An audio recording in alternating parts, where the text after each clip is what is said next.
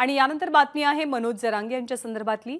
आज राज्य सरकारचे शिष्टमंडळ मनोज जरांगे यांच्यासोबत चर्चा करणार आहे, त्यांची भेट घेणार आहे आणि सरकार आणि जरांगे यांच्यामध्ये मध्यस्थ बनण्याचा प्रयत्न करणार आहे। तर राज्य सरकारच्या शिष्टमंडळासोबत चर्चेतनं मार्ग निघेल अशी आशा जरांगेंनी व्यक्त केली आहे। इकडे सरकार गुन्हे मागे घेण्याचं बोलते, दुसरीकडे मात्र नांदेडला ट्रॅक्टर मोर्चा काढण्यासाठी निवेदन जाणाऱ्या कार्यकर्त्यांना पोलिसांकडून नोटीस बजावण्यात आलेली आहे। काय होत नसतं तसं त्यांनी करू नये। घोषणा झाली का मुंबईची? नाही, मग कशाला सरकार असं करतं? मग सरकारला वाटतं काय मोर्चा घेऊन आम्ही यावं म्हणून? त्यांचीच इच्छा आहे का?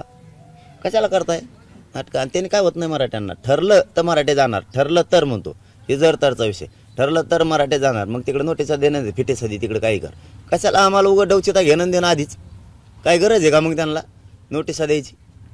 जायचं ठरलं नाही, काय विषय नाही, कुठं आणखीन 24 डिसेंबर लांब आहे। याचा अर्थ सरकारला आजच काढायचा का आम्ही आरक्षण देणार नाहीत म्हणून? तुम्ही मुंबईला जाऊ नका म्हणजे सरकारची थवणी देत आहे का लोकांना विनाकारण?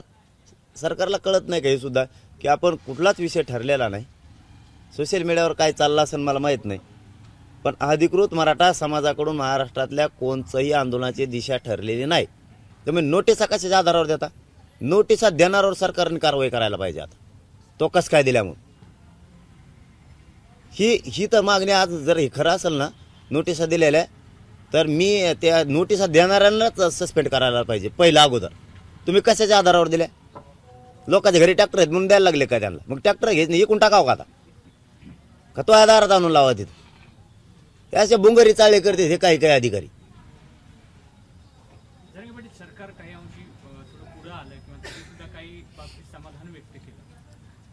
अशा पार्श्वभूमीवरती कुठेतरी तुम्ही 2 पावलं पुढे सरकणार, तुम्हाला अर्थात आज विनंती देखील होऊ शकते की काही वेळ द्या म्हणून, त्याच्याबाबत तुमचं काय मत आहे? कारण काही अंशी तुम्ही काल देखील समाधान व्यक्त केलं की सरकारने किमान प्रामाणिकपणा तर दाखवला आहे, आता ती स्पष्टता जर झाली तर काय निकषाची? नाही, हे मग तुमच्या म्हणण्याप्रमाणे काय आम्ही काही अंशी त्या समाधान व्यक्त करतो, तर काही कोणत्याने काड्या घालायला चालू केल्या निवेदन। आता काय नोटिसा का फाटीसा देऊन कायला काड्या घालता? मग काही गरज आहे का नोटिसा देऊन मराठ्यांना खवळून घ्यायची? मराठ्या नोटिसाने भेटणार नाहीत, उलट खवळत येईन। उगा हाताने काड्या लावू नका, म्हणजे तुम्हालाच काही घडून आणायचं आहे का काय?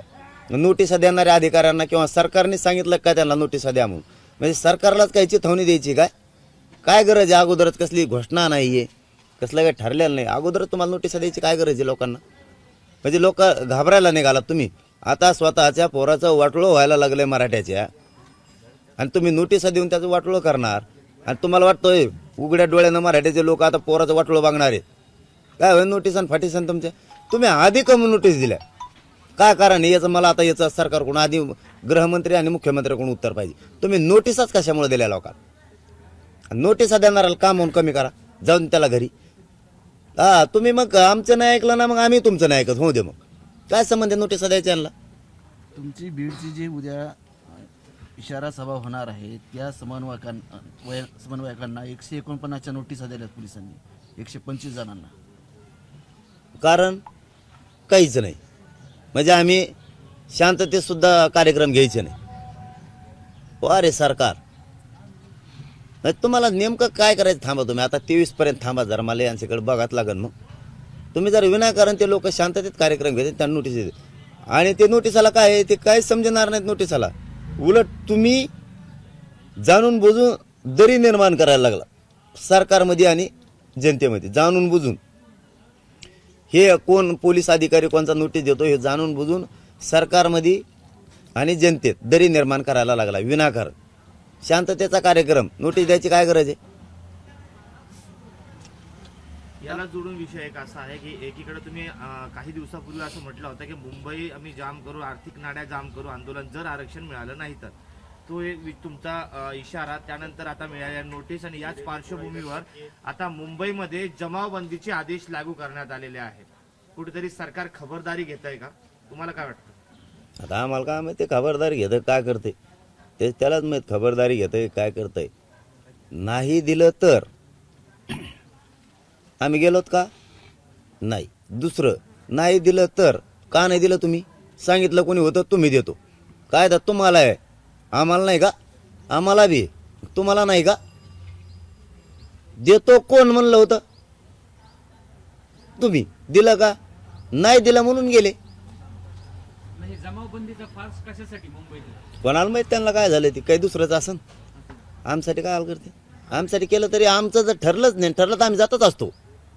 हां, आमचं ठरलंच नाही, आमचा तो काही विषयच नाही. तुम्ही देतो म्हणले होते, आमची फसवणूक का केली हा सगळ्यात मोठा विषय आहे. मग कारण न्याय आम्हालाच मिळणार सगळ्या बाजूनं. जनतेच्या बाजूनं न्याय आम्हालाच मिळणार, जनता आमच्याच बाजून राहणार. सरकार म्हणून किंवा न्यायदेवता म्हणून, न्याय मंदिर म्हणून ते सुद्धा आमच्याच बाजून राहणार. कारण हे देतो म्हणले होते, यांनी आमची फसवणूक केली. जर यांनी नाही दिलं तर, कारण यांनी फसवणूक केली. सगळीकडून जनता म्हणून आम्हाला न्याय मिळेल आणि द्यावाच लागणार. मग जरांगे पाटील, मुंबईला काही गनिमी कावा करायचा आहे का तुम्हाला? असं नाही म्हणून त्याचीच खबरदारी घेते का सरकार? आणि गनेम कावा करतो आम्ही, सगळं ओपनच बोलतो तुमच्या पुढं. आता आम्ही 23ला सांगूत म्हणलं ना, त्याला आता गनेम कावा थोडं म्हणता येणार आहे? काय असेल ते 23ला सांगू आम्ही ओपन. त्याच्यानंतर काय तुम्हाला अपेक्षित आहे. पण मला सांगा, काय नोटिसाची गरज आहे? मुंबईला जाऊ नका म्हणून नोटीस देता काय तुम्ही आम्हाला?